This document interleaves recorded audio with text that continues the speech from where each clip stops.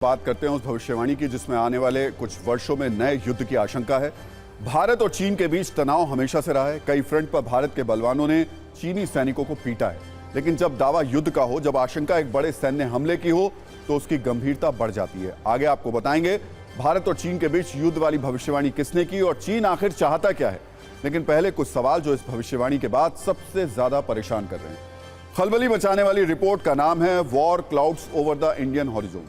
दुनिया की दो महाशक्तियों की टक्कर पर नई रिपोर्ट चौंकाने वाली है। क्या है उस रिपोर्ट का सच जिसने फाइटर जेट्स के इंजन गर्म कर दिए हैं?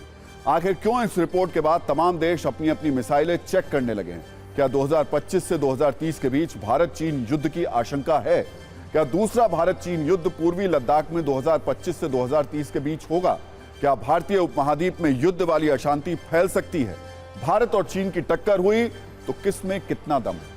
युद्ध वाली भविष्यवाणी के बीच क्या है भारत की 5th जनरेशन फाइटर जेट वाली तैयारी? आर्थिक फ्रंट पर तंगहाली के बावजूद क्यों चीन अपना रक्षा बजट बढ़ा रहा है?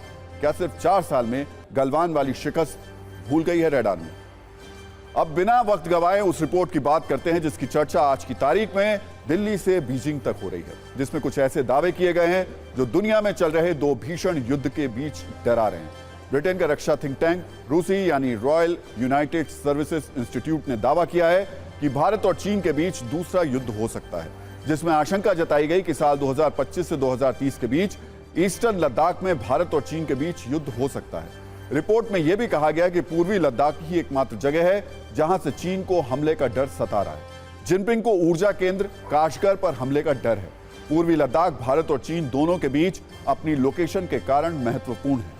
चीन के लिए यह ऊर्जा सुरक्षा का मसला है, क्योंकि यह क्षेत्र ईरान से पाकिस्तान के माध्यम से चीन के काशगर तक तेल और गैस पाइपलाइन के लिए एक रास्ता देता है और समुद्री मार्गों पर निर्भरता को कम करता है।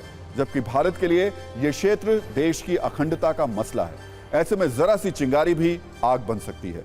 चीन को डर है उसके महत्वपूर्ण ऊर्जा केंद्र काशगर पर हमला हो सकता है। परमाणु संघर्ष ना बढ़े, इसके लिए कूटनीतिक समाधान की बड़ी आवश्यकता होगी। लेकिन विस्तारवादी चीन अगर अपनी चालबाजियों में जुटा रहा तो यह संघर्ष एक बड़े युद्ध का रूप भी ले सकता है। ऐसी आशंका थिंक टैंक ने जताई है। भारत और चीन की सेनाओं के बीच अब अगर कोई मुकाबला हुआ तो नतीजा संख्या बल से नहीं बल्कि सैनिकों की कुशलता और जांबाजी से निकलेगा। चीनी सेना के मुकाबले भारतीय सेना के जवान युद्ध के मैदान में ज्यादा प्रभावशाली हैं।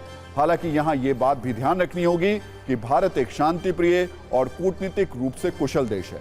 हथियारों वाले युद्ध के अलावा भारत को चारों तरफ से कूटनीतिक बल का इस्तेमाल करके चीन को दबाव में लाना भी आता है।